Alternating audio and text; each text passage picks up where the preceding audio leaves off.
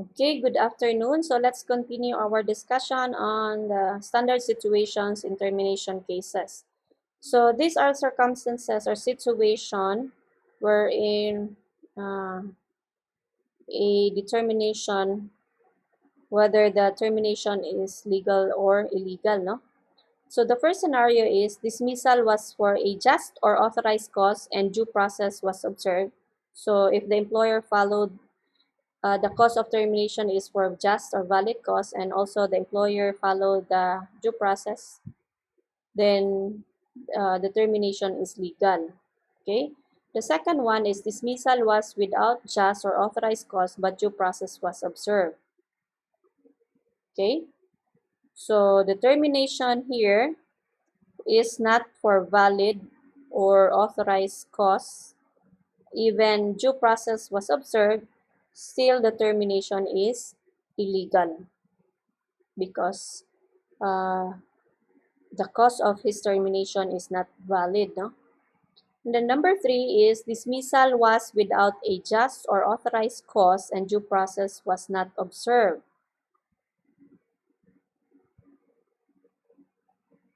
So here, the situation is you dismiss an employee without a just or authorized cause and due process was not observed also, no? So that's the opposite of number one, wherein both substantive, which is valid or just causes of termination, and of course the procedural due process were not followed, no?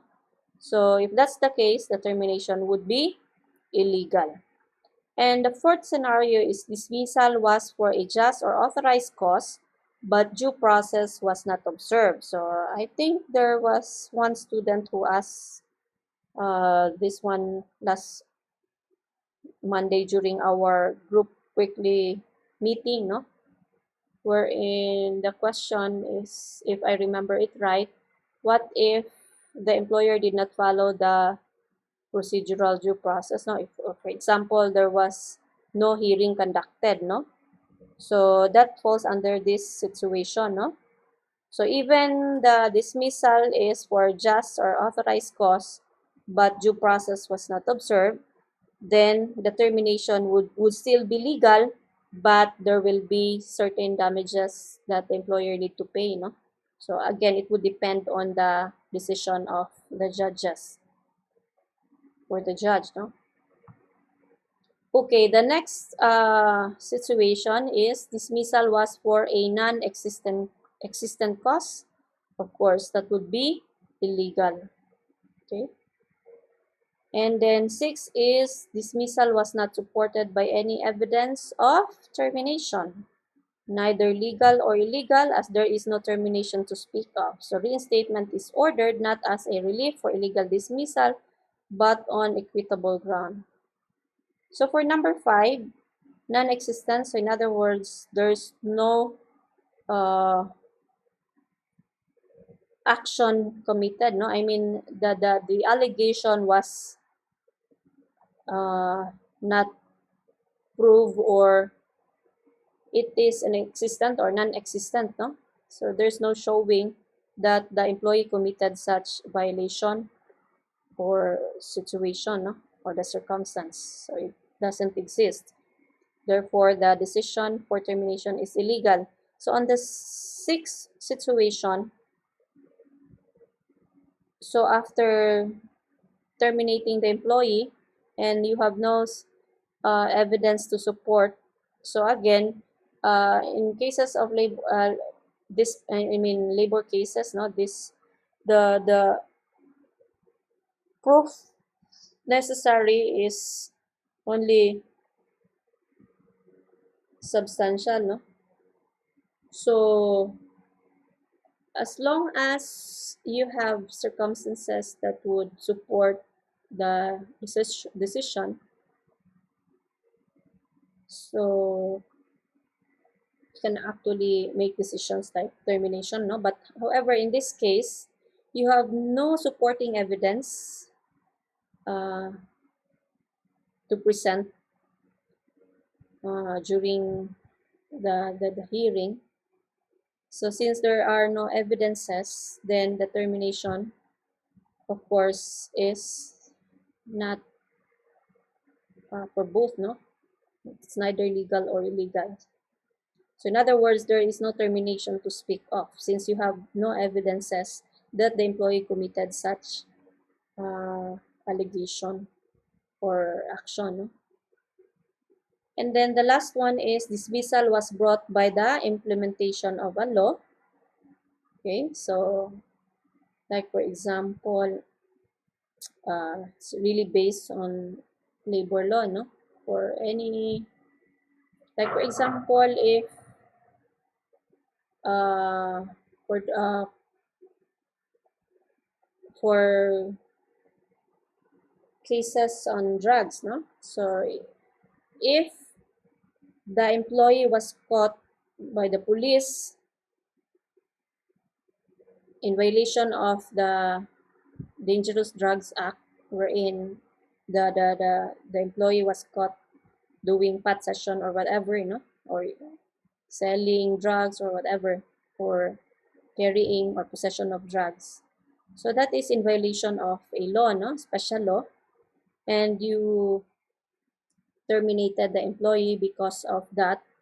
Therefore, this termination, of course, also is legal, no? Especially if the employee will be imprisoned, no, for for a year or so, more than a year. Then this dismissal would be legal. Okay. So, what are the reliefs, or what can you do in cases of illegal dismissal?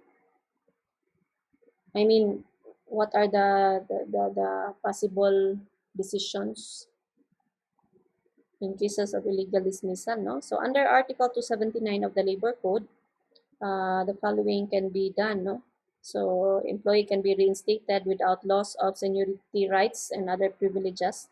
So for example, if the employee was, the case ran for 10 years and then there's a reinstatement decision, then the employee will be considered as there were no stoppage. No, his employment will be continued from the time he was terminated until the decision came up. No, so that 10 years that it will be considered that the employee is still working, even in actual scenario, the case was pending. No?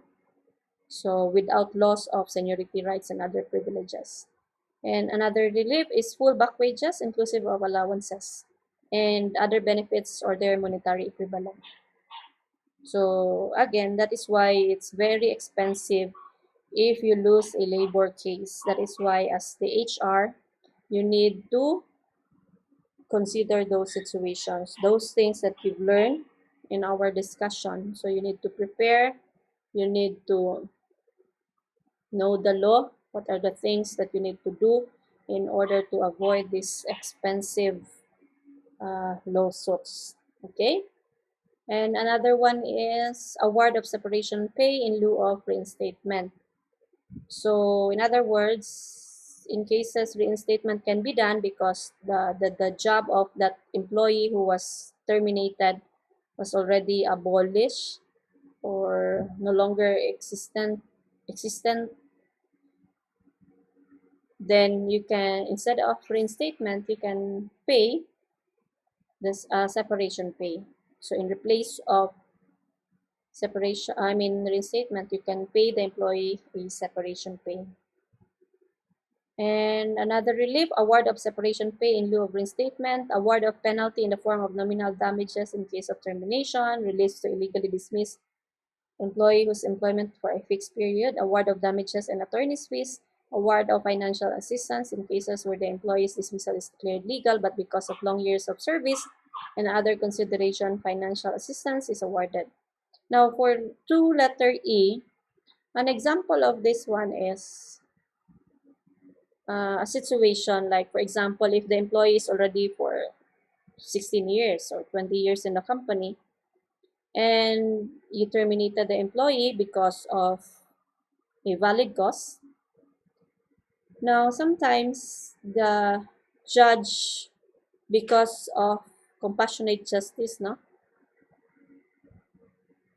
they make the employer pay the employee not because the dismissal was illegal. So even their decision is the dismissal is legal, but again, to assist or kumbaga pabaon na lang sa employee, they will make the employer pay a certain amount to the employee.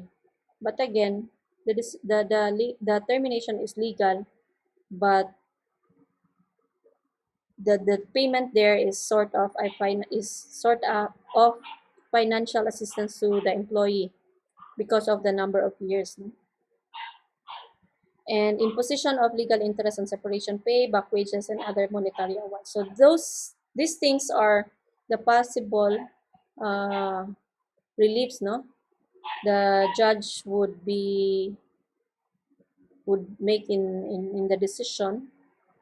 So these are the things that we need to avoid, no? Especially the first one, full back wages. So this is really actually a big amount of money, especially the case run for 10 years and the final decision there is termination is illegal, then it's probably it would be worth million, no? So that is why we really need to avoid these expensive lawsuits. Now again, to avoid those problems, so as also mentioned in our previous discussion, no, the 5 dimension of discipline. So we need to respect the employees' rights, no? And again, just a review. These are the employees' right. First is due process, security of tenure, safe working environment, payment of wages, to self-organize and collective bargaining, wage-related benefits, and equal work opportunities. Now, if the employees have their rights, of course, the management also has their right, no? And that's what we call the management prerogative. So the employer's right to regulate every aspect of their business, generally without restraint in accordance with their own discretion and judgment. So example of exercise of management prerogative is the right to discipline, the right to dismiss, the right to determine who to punish, right to promulgate rules and regulations, right to impose penalty, proportionally, proportionality rule, right to choose which penalty to impose, and right to impose heavier penalty than what the company rules prescribe. So again, rules and regulations can be done, no, as an exercise of management prerogative, but again, always remember that the employees also have their rights. Before the employer or the management can do these things, then due process must be followed, no? Okay. So this is an equation of the employer's power, no? So of course, as the employer, they have their ownership to the business, and then plus the contracts, no? The employment contract equals power. So uh, again, the employment contract stipulates the relationship, no? The provisions are being written down in the contract of employment. So with that, the employer has the power, no? So these are the basis, no, of the employer's power. So the state recognizes the indispensable role of the private sector, encourages private enterprises, and provides incentives to needed investment. That's according to Section 20, Article 11 of the Constitution. And the state recognizing the right of enterprises to reasonable returns on investment and to expansion and growth. That's Section 3, Article 13 of the Constitution. So these are the basis of the management prerogative as the power of the management. For the right of the management, again, these are the example of the exercise of management prerogative. However, the problem is management prerogative is not absolute. There are limits, and the limit is being provided by the labor law. So the first limitation is that the burden of proving that the termination was for a valid or authorized cause shall rest on the employer. That is why as HR, you need to prepare, to document everything, infractions, violations committed by the employee, especially if the employee is a problem employee, then your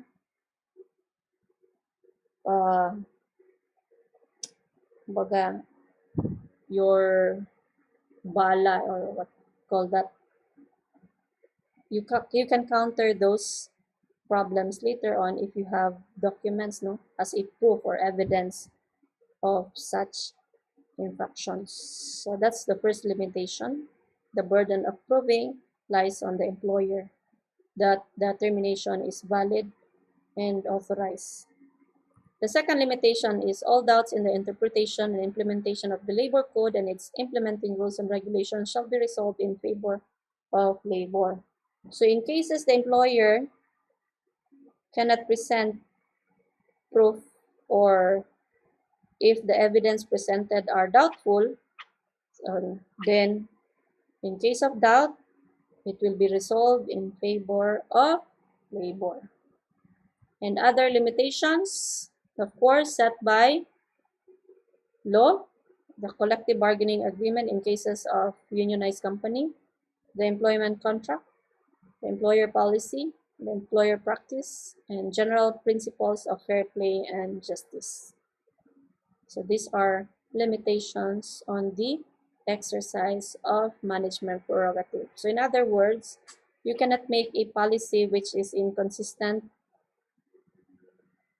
with the law, with the collective bargaining agreement or the contract approved, no, between the union and the employer, or an employment contract that violates also the law, no? You cannot make any provision or include provision there that violate a law or whatever is provided in the employment contract, no? So it should be followed. But again, you cannot write, you have no freedom to write in the employment contract which is provisions or stipulations that are violative, no, or against the law. Like for example, in your employment contract, uh, in cases of resignation, the employee should serve for 6 months. Although the employee signed that contract, however, it violates the law, which the standard is only for 30 days, for example. So 6 months is more than that, no? So it is inconsistent with the law. So again, you just there's also a limitation, no, in coming up with your contract. So again, it should be lawful, no? And of course, the policy should also be consistent. Employer practice and of course general principles of fair play and justice. So what is fair, no, and equitable. Also, it is subject to police power. Its exercise should be without abuse of discretion. It should be done in good faith and with due regards to the rights of labor. Subject to police power, again,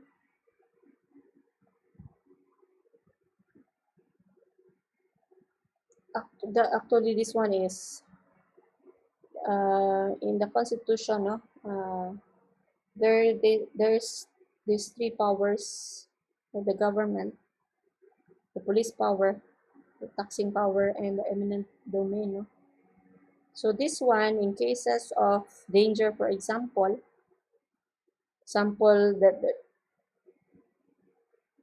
one example for this one is the Department of Labor can actually stop the operation of the company, no, if there will be incidences like if there are uh, employees who were endangered. So the government can intervene, no? So that is an example of police power. And it should not be, the exercise of management prerogative should not be abused, no? And it should be done in good faith. And of course, with due regard to the rights of labor. So these are the limitations of the exercise of management prerogative. This one is an example on how you implement disciplinary process, no? Okay, so of course, if there's no violations committed by the employee, then there's no problem, no? However, there should be violation done by an employee. So the start of the process, so if the employee commits violation, what's next is the immediate head of the employee who committed violation will inform HR.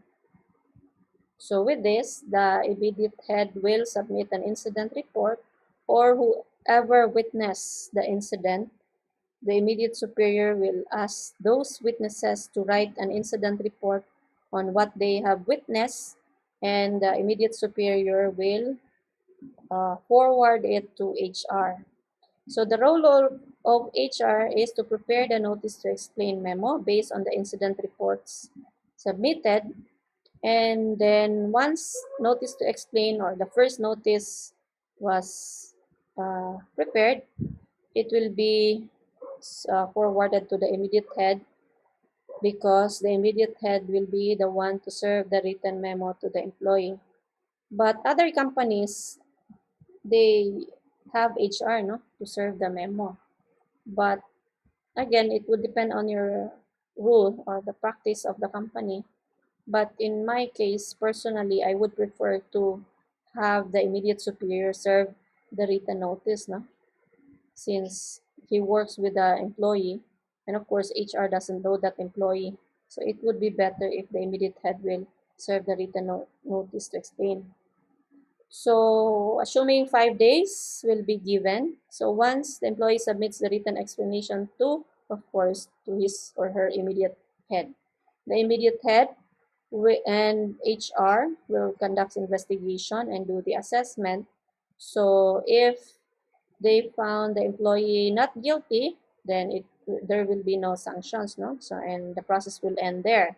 However, if the employee is guilty, especially if there's an admittance of wrong, or the evidence after investigation presented that the employee is at fault, then the HR will issue a notice of sanction. Now, and then of course the immediate head will serve the sanction to the employee. Now, as you've observed in this process flow, there was no hearing, no? So uh, these are uh, situations that doesn't end to termination. So in other words, hearing is a must, especially if there is a possibility that the employee will be terminated. So you need to do an administrative hearing, no, or conference. But in cases the penalty is only verbal warning, uh, written warning, or just a suspension, and the employment will be continued, then as long as there's proof, there's admittance, uh, hearing is no longer needed, no, or is not necessary. Okay. Again, you can do whatever your process is. It would depend on you as HR.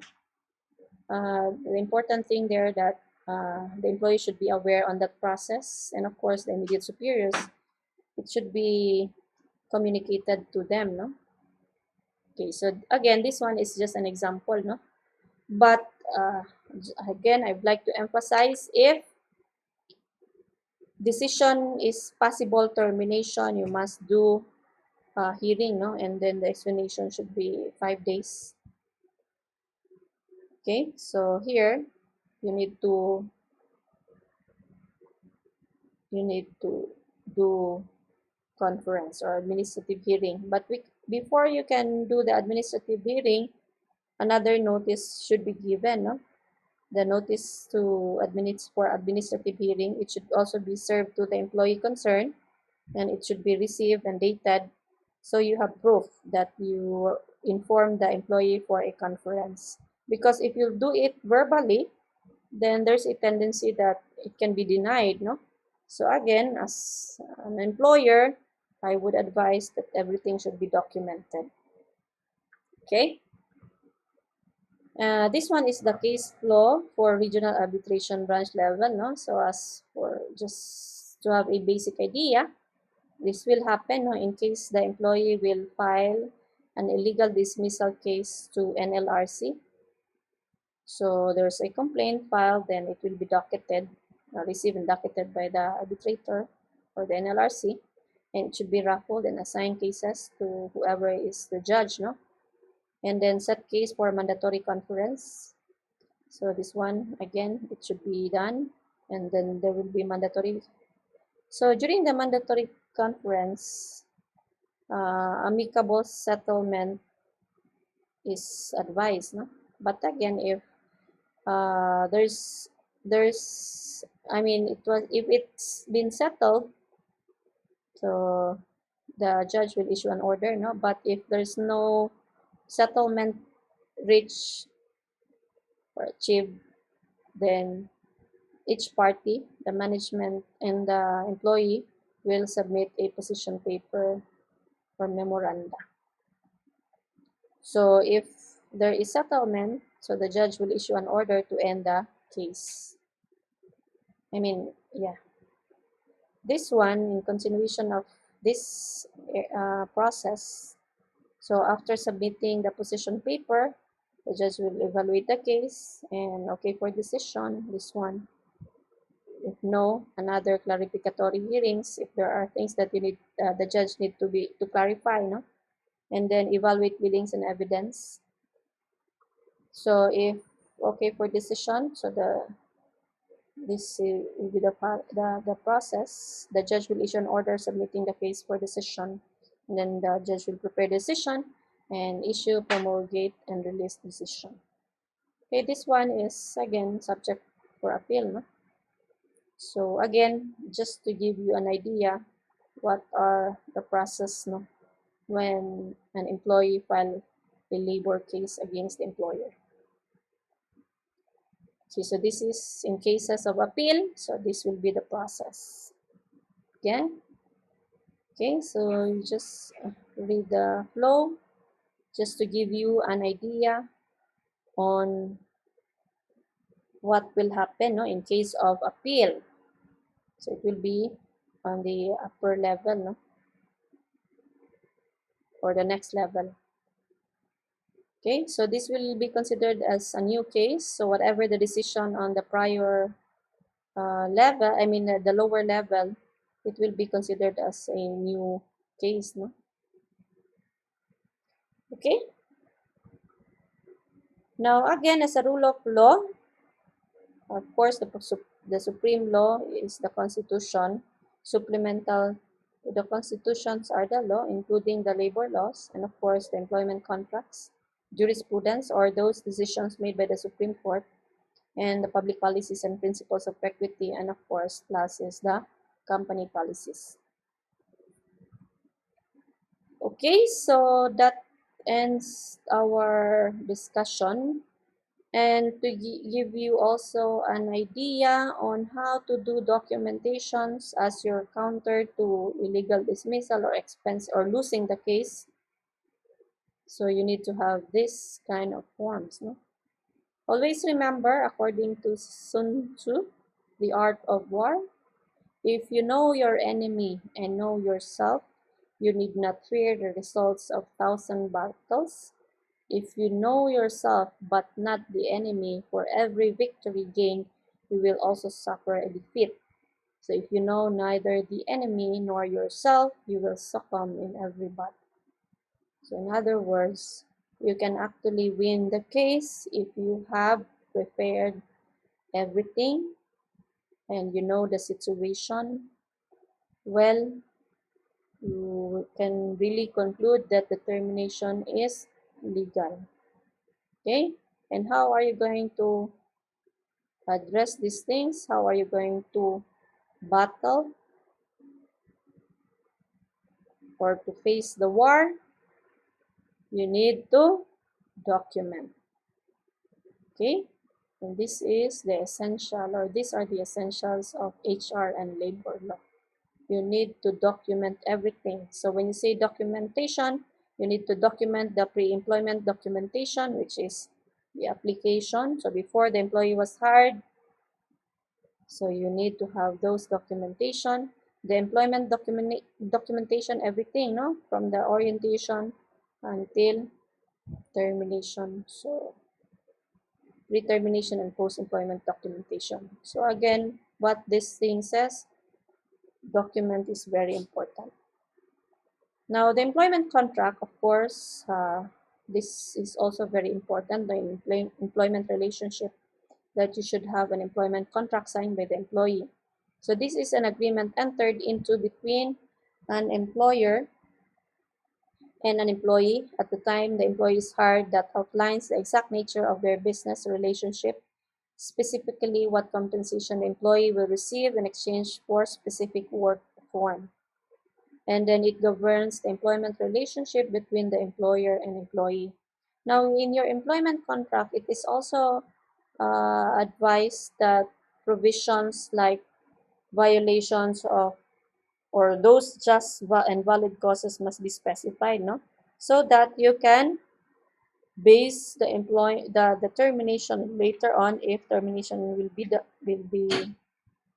I mean will be result to termination. So you have a basis on what is provided in your employment contract, no. And actually the employment contract is also based on the civil law on contracts, no. So the contracting parties may establish such stipulations, clauses, terms, and conditions as may be deemed convenient, provided, of course, that they are not contrary to law, morals, good customs, public order, or public policy. So these are the limitations when you do your contracts or you set the provisions, no? The stipulations in the employment contract, as long as it is not contrary to law, morals, good customs, public order, or public policy. And in order to have a model employment contract, it should be written, dated, and signed for both the employer's representative and, of course, the employee. So again, this is very important, no, that the employee sign the contract. You should have, as HR, you should have a copy uh, in the 201 file or the personnel file. And of course, the employee will also be given his or her copy as her personal reference. Then the employment and probation clauses, pre-employment and probation clauses. So if it's a probationary contract, so the end of probation date should be specified, no? Regular or non-regular status, or whatever the status of the employee, obedience to company policy. So you can stipulate in the employment contract that violation of company policies would result to disciplinary actions. It's the start of salary or wages, and of course the specific benefits and reference to job offer, handbook, etc. So these are very important that must be included in the employment contract. Then also, an employee handbook is also very important document, no? So what's in the handbook, I'll discuss later on. It should be written also, dated and signed receipt of the handbook. So each company should have an employee handbook, no? So the handbook actually are the sort of the Bible, no? Wherein the rules and regulations, what are the things to do and not to do, what are the policies being enforced in the company are written in the employee handbook. So this will a guide, no? It serve as a guide to the employee on what he or she needs to do.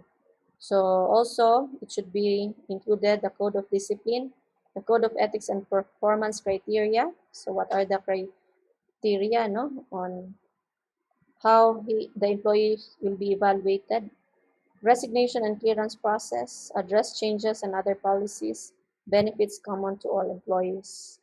So should be present in your employee handbook. These things must be present. Okay. For a Model 201 file or the personnel file, it is also known as employee personnel files that are maintained by the Human Resources Department. These files include all data relating to employee status, history, performance, training, commendations, discipline, qualifications, benefit enrollment, and payroll elections.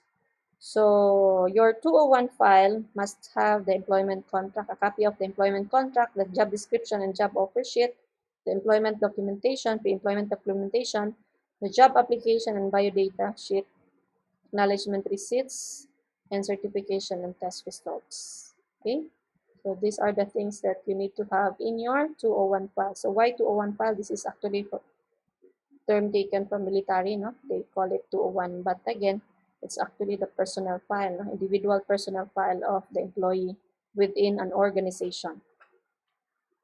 So again, employee handbook, sometimes also known as employee manual, staff handbook, or company policy manual. This is a book given to employees by an employer.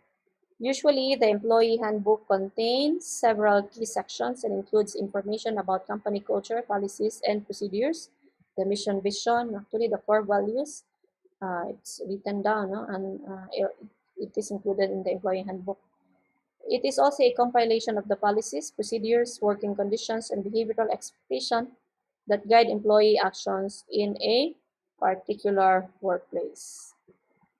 Now, the question under the employee handbook, are you required to have an employee handbook? What is the purpose of having an employee handbook? And why is it important to have an employee handbook? So to answer the first question, though there are no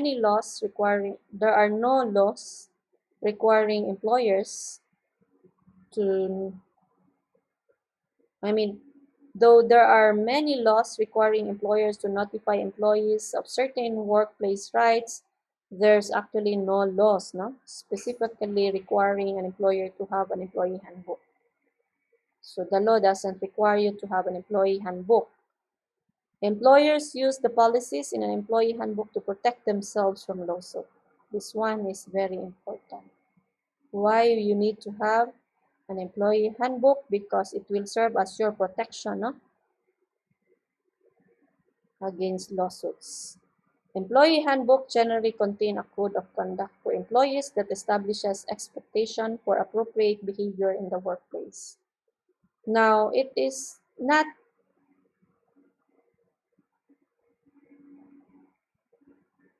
I mean, it is not an assurance that once you have an employee handbook, it's already okay, no?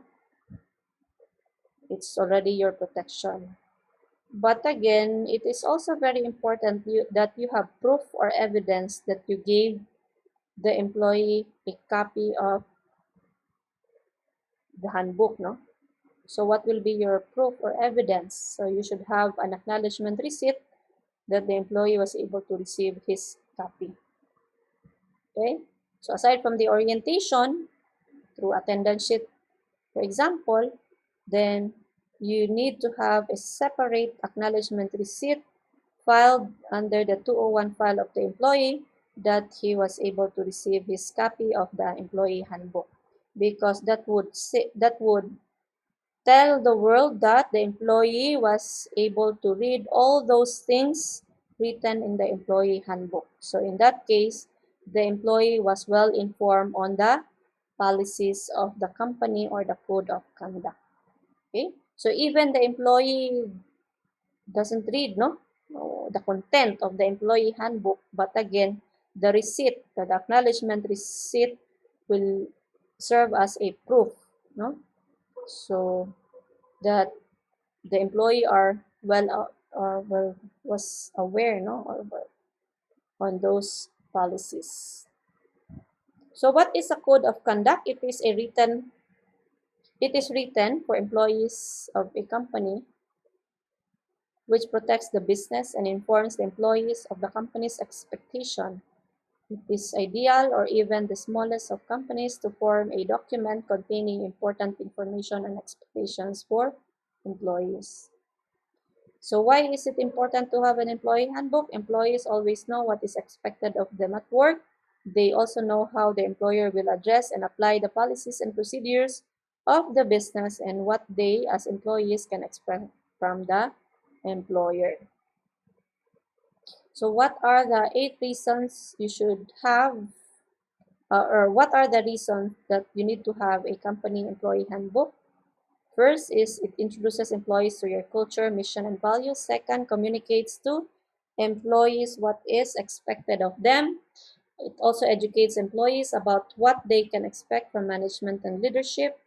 It also helps ensure key company policies are clearly and consistently communicated.